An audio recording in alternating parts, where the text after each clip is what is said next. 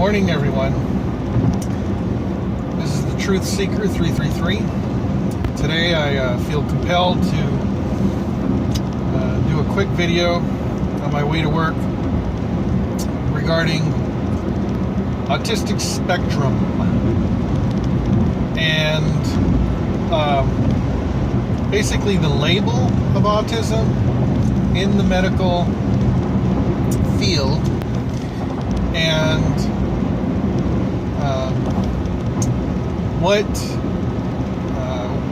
how we are all related and interconnected in that spectrum, the autistic spectrum, and a little bit about how I believe the autistic individual is important to society. And so the first thing I need to start talking about is basically, first, number one, I still have not been officially diagnosed with autistic spectrum disorder. Now that last part of the the label, which is the disorder part, is a little, I think, controversial, because is it necessarily a disorder? So, and then you have it where it is essentially a disorder when an individual cannot talk due to their spectrum on the autistic spectrum being so severe that they do not have the ability to talk. I suppose in that sense you could call that a disorder. But what we're dealing with here is varying degrees of the spectrum. On one side, you have very severe autism, where you have nonverbal individuals that are unable to take care of themselves, and they rely upon their loved ones to provide for their needs and to care for them and keep them safe. And then on the other hand, you have some individuals that are a little further toward the middle of the spectrum. And as you can see, as you're going from one end to the other, you're getting more capability of coping and dealing with society and interacting with individuals. But it doesn't take away the way that the brain processes all of the input that society has to throw at you. So basically, while some individuals would be called slightly autistic, or you could say mildly autistic, it has more to do with their ability to function in society and not really how they're functioning in society, how they are accomplishing their social interaction, and how they are doing their everyday tasks. And so they might be looked at as slightly odd, or maybe they have chosen to present themselves in a way that they can fit into a certain clique of society and not be looked at as off, but maybe just like as an artsy person, or somebody who is eccentric, oh, I'm just an eccentric person. And then, but then there are others who are more like vanilla, boring type individuals like myself. Yes, I'm going to admit I'm a very boring person. But I feel like I have developed behaviors to come across as a certain type of individual that's accepted, whose behaviors are accepted a certain way. And I'm able to continue to function in society without being ostracized or, looked at all the time. Because every once in a while, those tendencies hinder my ability to interact, to operate at the speed at which normal social interaction occurs, quote unquote normal social interaction. But now we get into tendencies and personality types, and so I'm talking about labels here. I'm talking about the label of autistic spectrum or autism. But where you have one individual on one side that is more on the autistic spectrum, and what's on the other side of that spectrum? Somewhere on the other side of that spectrum is hyper expressive, hyper social butterfly people that are like, let's just say like Robin Williams was like on the other side of that spectrum. He was like so explosive that he just could not contain the social interaction and the expressiveness coming out of him. And he had his own sufferings that he suffered with, as a manic depressive individual, or like bipolar or whatever he was dealing with. That everybody is suffering somewhere along that spectrum. We're like nobody's normal. Okay, we're all somewhere on this huge spectrum. Okay, and on each degree of that spectrum, we all have individual personalities. Like some of us are INTJ, some of us are, if you look up the Briggs-Meyer personality types, those personality types can exist anywhere along that spectrum. So we might have similar personalities, but one person might be more on this side of the autistic spectrum, other person might be over here toward, bipolarism or something. Same personality types, two different types of people on a spectrum. Now, this is just how I see it, okay? This is just how I see it from what I've been reading, from what I understand, because honestly, the mental health care industry or psychology is just a lot of theory. It's like there's just a lot of theories, and like nothing is like set. Well, there's certain things, but there is this whole theory behind a lot of different things in the mental health field. And so just to have labels for everyone, we can all label ourselves. Oh yeah, I'm on the autistic spectrum,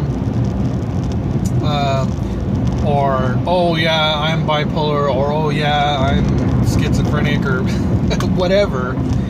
But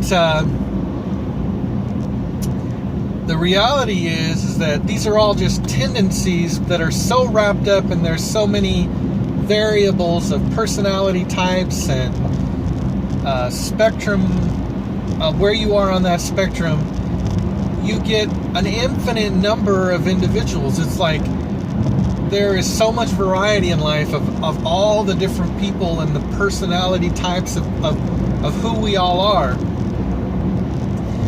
And that is important. It's important that we have that variety. It's not that everyone has to be like within this and this part of the spectrum of what we're calling an average or the normal. You know, like in statistics, it's the mean. It's like anything that falls in the average is the mean. And it's like, they're saying that like the majority of society is like this average personality type that falls on a certain area of the spectrum. And all those individuals are running around communicating with each other all, you know, like at a certain pace. And then all these other individuals, like on certain, you know, parts outside of that range are kind of like looking in at all that, and then these other individuals are looking at them, and then they're like, oh, they're not in here, and then, you know, so it's like, what I'm saying is that this is how I see it, okay? Like, I'll say it again, I have not been officially diagnosed with autistic spectrum, okay? But my wife and others of my family have said, yeah, there's something going on with Scott, you know. So, so basically, these are things that I've struggled with my whole life. And so why is it important? Why is it so important that we have autistic individuals in society? Okay, well, number one, they think differently, okay? And everyone's talked about this before, about how a lot of the inventors and engineers, creators, you know, builders of society were autistic individuals or on the autistic spectrum. It's a very important role for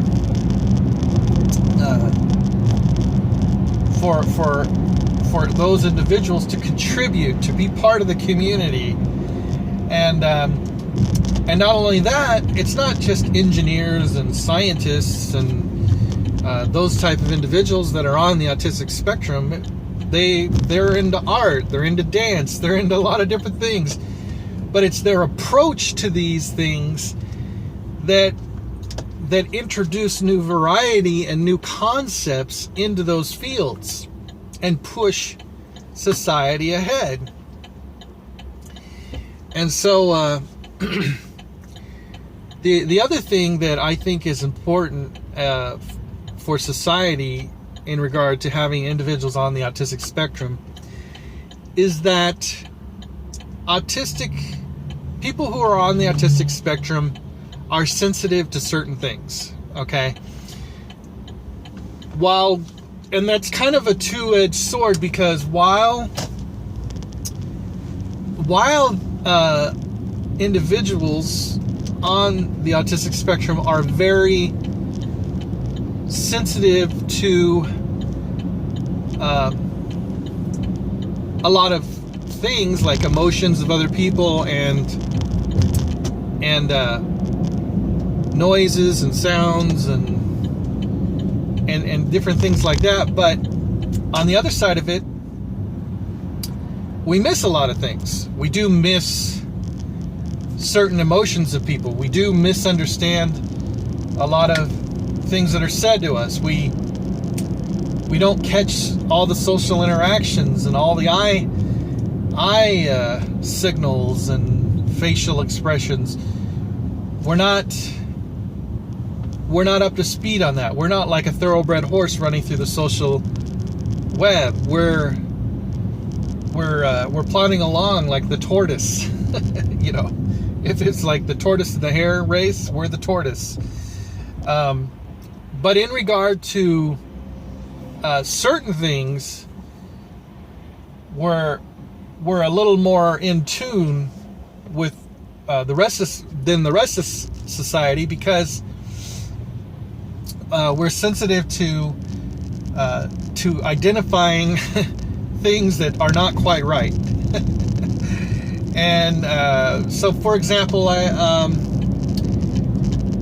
there's a lot of I was watching a lot of things regarding individuals that are sociopaths, okay?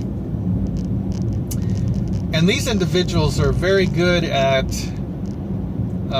blending into society and actually fooling, everybody. They're able to, like, they have the capability to interact and to catch all the eye signals and to do the facial thing. But on the one sense, they are not thinking like the rest of society. They're very similar to the autistic individual, except that they have that added ability to blend in and to carry out their lives. But I feel like, just from my experience, I feel like I am able to identify those individuals very quickly in my life around me.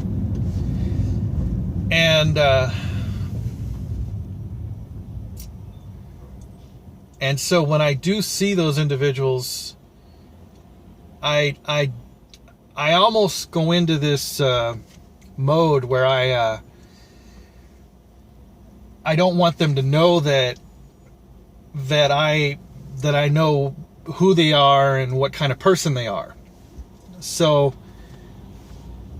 I start to play dumb or innocent, like I just pretend like everything's okay, because I catch the subtle signals in their face and I can see who they are in their eyes. That's a very odd thing to me, because I don't catch all the other signals from other people all the time when I'm talking with them. But when it comes to sociopathic individuals, or individuals that have these tendencies, I can see it right away.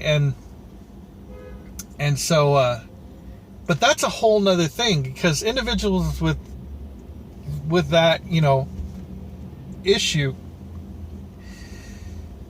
I don't know, I haven't done enough study, but we need to feel sorry for everyone, really. We need to help everyone out of where they're at. And I'm not saying that everyone can be cured from wherever they are, autism, sociopathism. No, we are who we are, but we just need to be the best individuals, for wherever we're at. And we don't want to be, obviously we need to follow the rules of society, which sociopaths tend not to do, but that's another issue. So anyway, that's the other thing. Okay, so number one, autistics contribute to society through their art, through their engineering, through their breakthroughs. Number two, autistic individuals can spot dangers to society from other individuals fairly easily, I believe. And anyway, those are just some thoughts that I wanted to throw out there this morning regarding ASD and labels. I mean, we're all labeling each other, but in reality, we're all somewhere on one big, huge mental spectrum, whether it be inclusive or explosive or expressive or non-expressive, or and then some of the people, or most of the people, are following somewhere into the middle. So it's like we're all supposed to take care of each other. Those of us on the outside of the spectrum are supposed to identify those things on the outside of quote-unquote normal society that are posing a danger to the inner sanctum. Okay? And those on the center, on the inside, are to protect those on the outside. And we're all one big unit, so we all need to take care of each other and appreciate all of how we are on the spectrum, and those on the inside of the spectrum need to start to learn how to communicate and be patient with those on the autistic spectrum. And because like there are individuals on the borders, and I feel like I'm kind of one of those individuals on the border that serve as a go-between between these different areas on the spectrum, like a bridge. People that are carrying a message from one culture to the other, and I feel like I'm kind of right there in the middle. And anyway, God bless you all. Keep seeking truth. I got to get to work, and I look forward to my next video.